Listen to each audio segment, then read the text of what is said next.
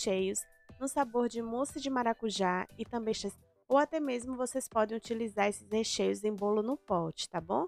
Eu espero muito que vocês gostem, então vamos lá para o passo a passo. Então vamos começar primeiro fazendo a mousse de maracujá. Aqui no liquidificador eu começo colocando 2 caixas de leite condensado de 395 gramas cada. Lembrando que eu estou usando essa quantidade porque vai servir para 2 camadas de recheio, tá? Aqui também eu vou colocar 2 caixinhas de creme de leite. Cada consistência do nosso recheio vai ajudar a deixar mais firme e pode ficar despreocupado porque não vai alterar o sabor da nossa mousse, tá?